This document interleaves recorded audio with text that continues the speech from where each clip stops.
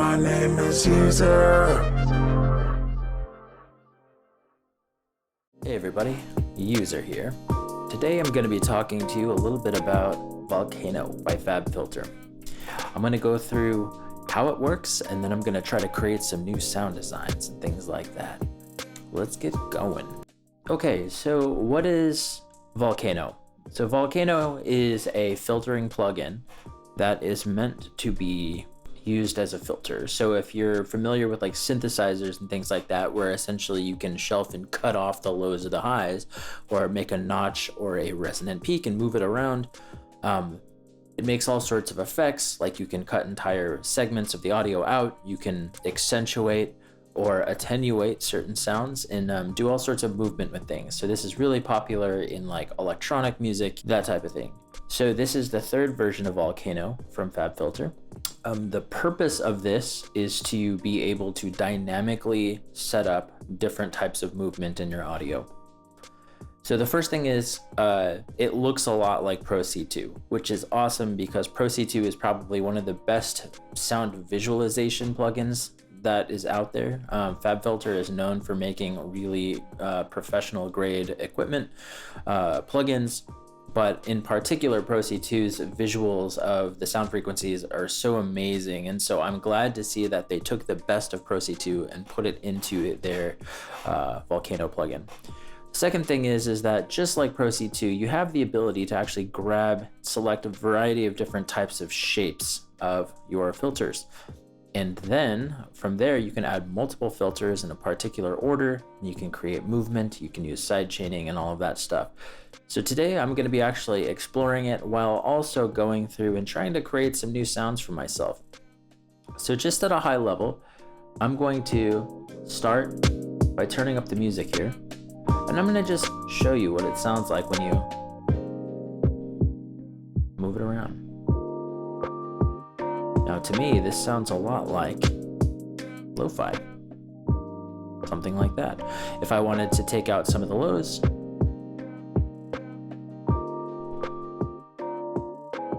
now I've got just the mids here. So this is like something you would expect for like a telephone effect.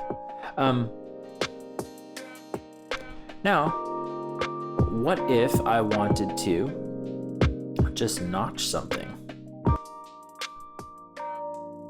Basically the same thing I just had.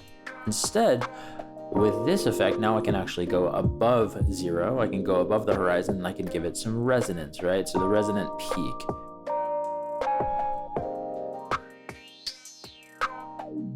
So when you do resonant peaks in a synthesizer, that's the type of thing that kind of gives you that sort of sound, you know what I'm talking about. So just to really exaggerate it up here, hello.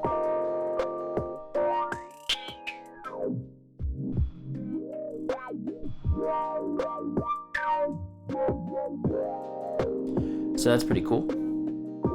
You can do a variety of different types of things. So this one is a lot sharper. However, it's not necessarily removing the lows and highs. It's just adding that resonant peak.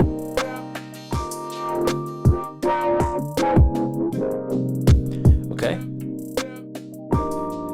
We have low shelf and high shelf. So low shelf and high shelf is basically where you take a particular frequency and then anything below it or anything above it, you're just increasing. You know what I mean? Pretty cool stuff.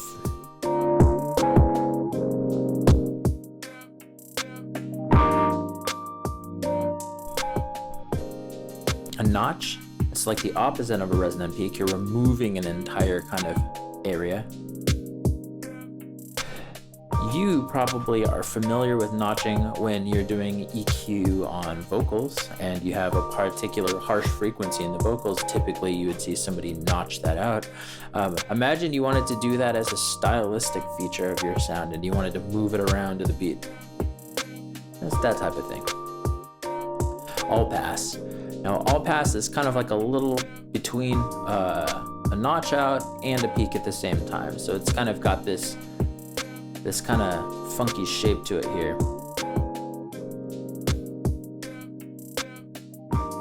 Okay, so the first thing I want to do is actually try to create some interesting sound design. So the first thing is I'm gonna just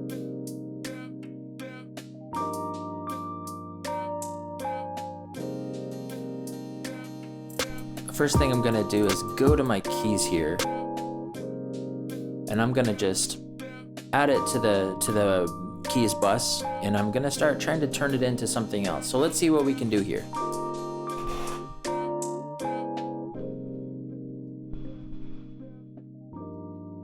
So why don't we go ahead and give it some movement. So I'm gonna create an LFO.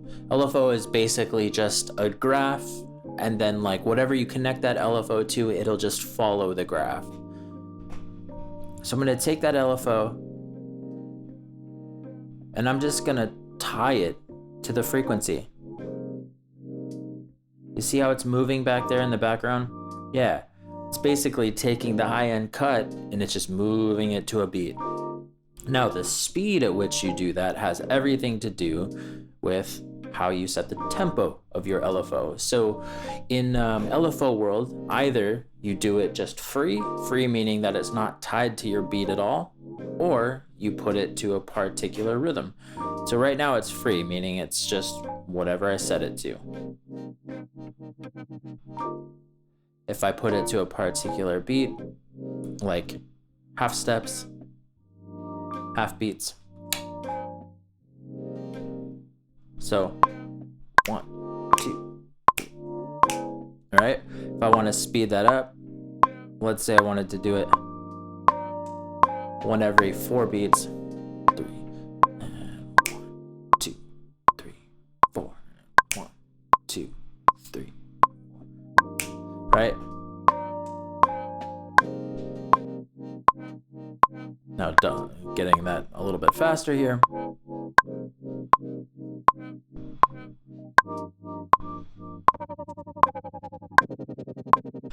So as you can see, there's all sorts of cool shit you can do with this. So now let's take that principle and let's try to make something cool, like perhaps like an organ sound.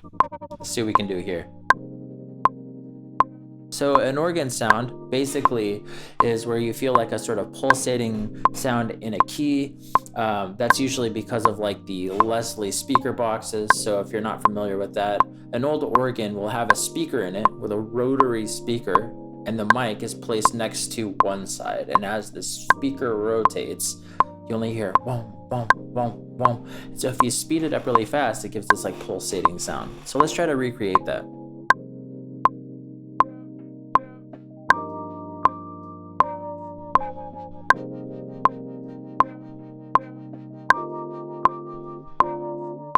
I'm gonna do some on the low side as well. And I'm gonna give it its own separate LFO because I want it to go to a totally different speed.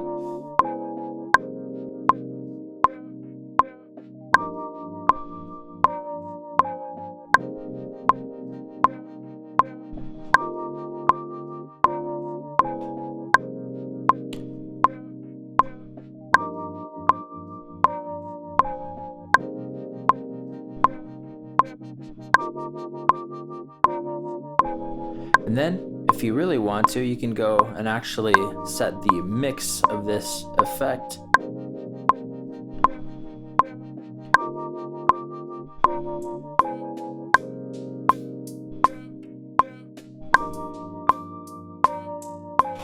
So cool, you've given some texture now.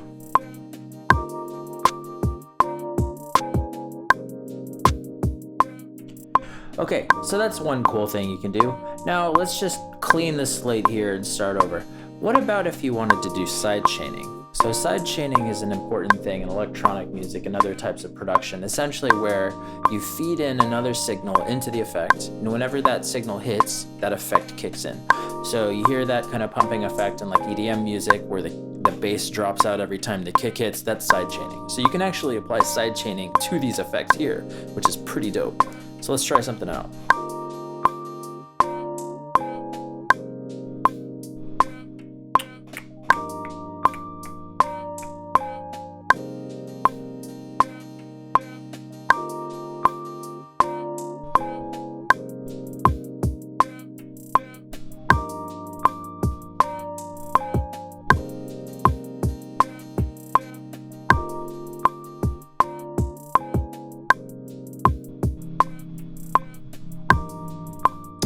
do it. So I'm going to say envelope follower, and I'm going to set the input to sidechain.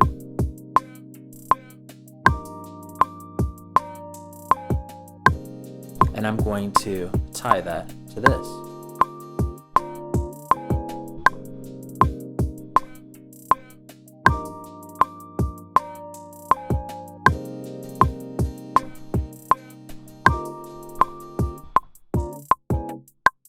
So now what we're doing is we're triggering the opening of the filter to the kick.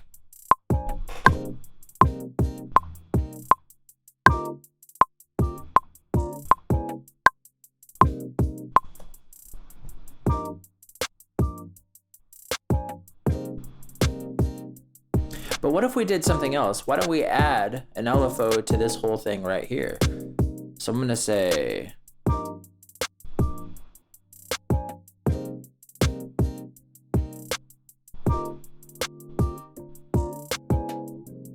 so now we're moving the whole thing left and right slowly, but opening it up to the kick. Why don't we do the opposite? Why don't we keep all of this stuff here, except we're going to get rid of bass during the kick.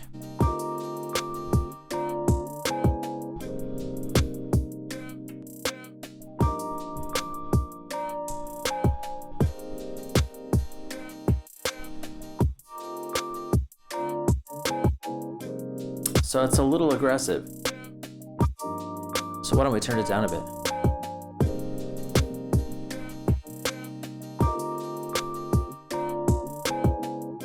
So that's interesting because when you're doing regular sidechaining, usually that only applies to the volume of the thing that you're impacting, but this is actually doing a filter and effect against that.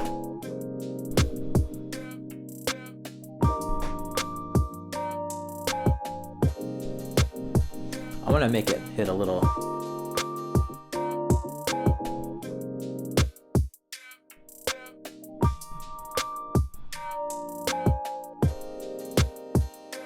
So let's do the same thing over here. Let's give it both sides.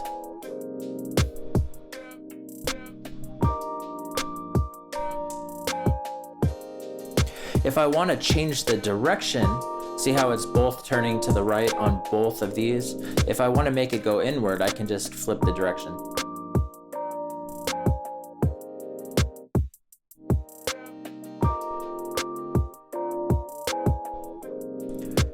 So that's interesting because what it's doing is it's basically like a band pass that's squeezing down and getting narrower to the beat.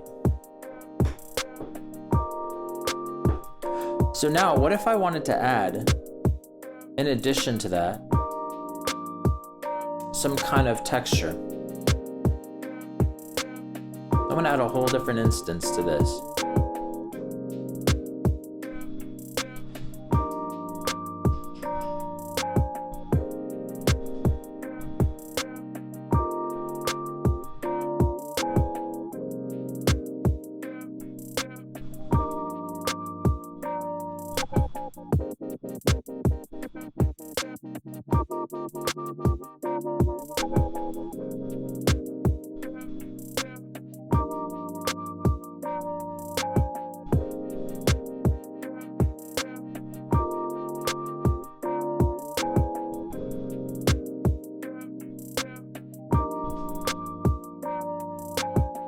So the key here is that filtering can be both very extreme and can be very subtle.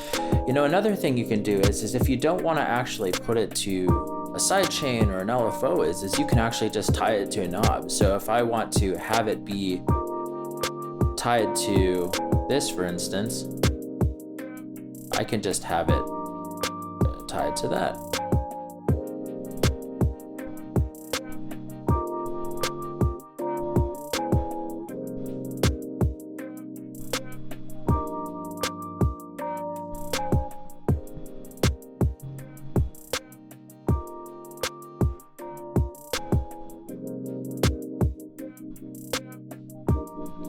And so with something like that, you could actually do like a MIDI mapping to an actual key on your keyboard or something. And so if you were going to use this live, for instance, you could totally do that as well. Pretty awesome. Okay. So I'm gonna turn this down just a little bit.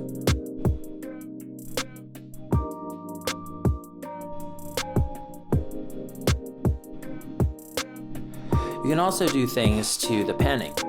All right, so if I wanted to actually set the output pan,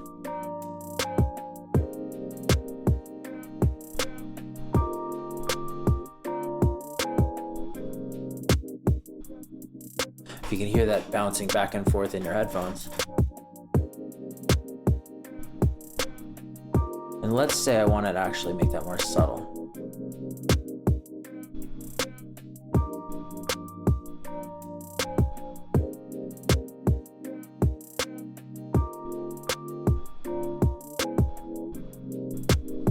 There's all sorts of cool stuff you can do.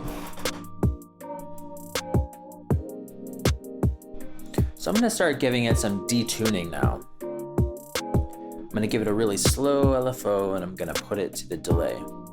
Just like a delay pedal, if you change the timing of a delay, you actually get a weird pitch shifting effect.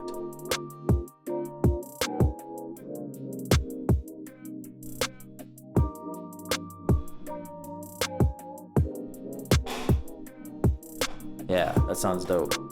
A little aggressive. There you go. Okay, now let's try with some guitars.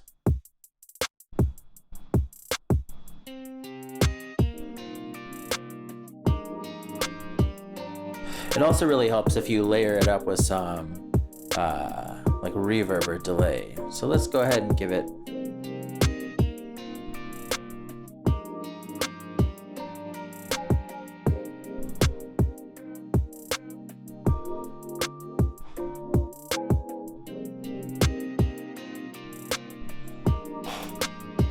So let's go mess around a little bit here.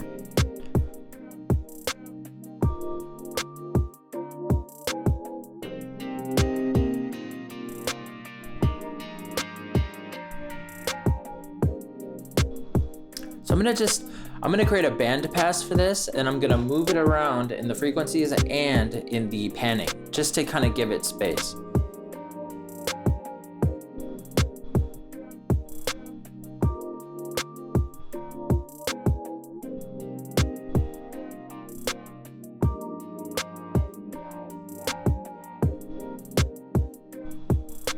Now I'm gonna do the panning.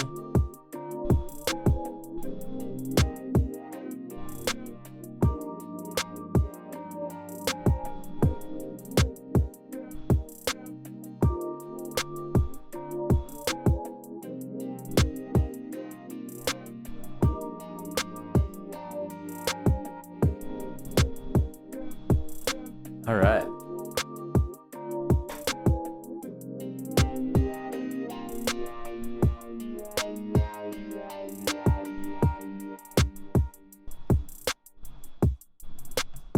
All right, here you go.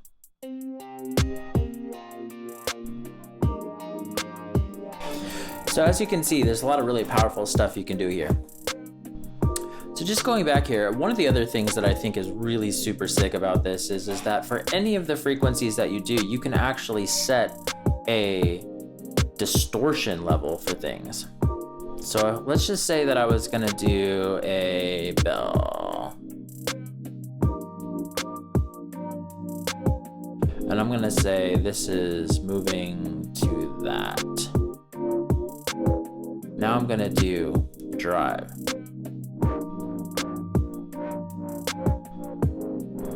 Cool. So now what we're hearing is that this thing is moving left and right, and that particular bell is actually applying distortion. Now, the distortion that's being shown is chosen right here. And so if you've ever used FabFilter Saturn II, you know that it has a bunch of different types of distortion in it. And so this is amazing because now we've got an intersection between Pro C2 compressor with its visuals.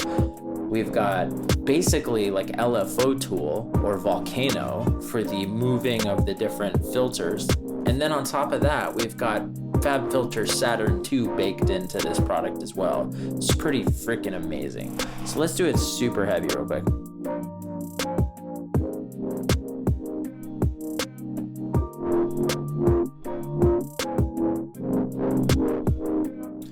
But that's extreme, right? So we don't want to go that hard.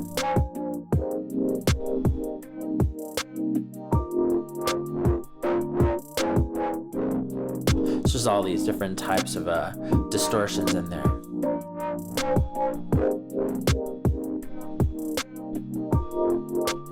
So if you do this and you make it super extreme,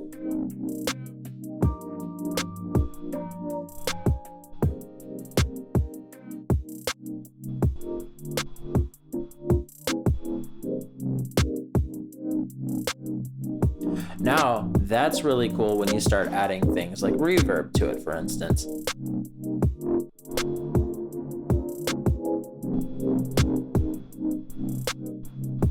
How sick is that?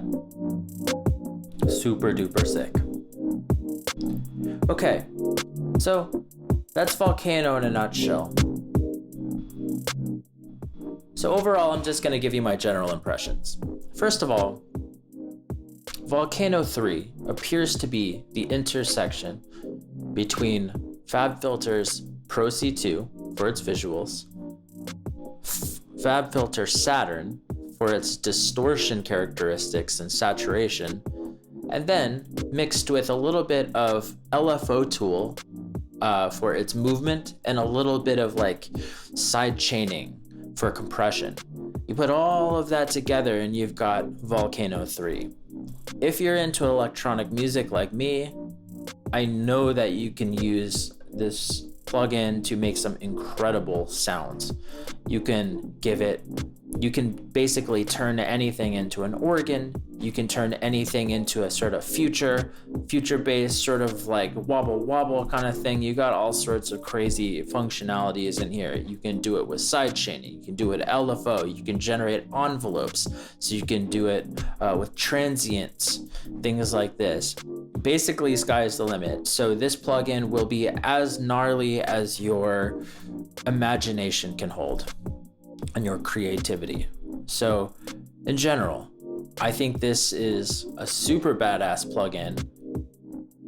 It's going to be probably game changing for somebody, whoever is the first one to get over the line with doing something crazy in one of their songs. But in general, I think it's awesome. And so I'm super excited about it. Nice job, FabFilter. User.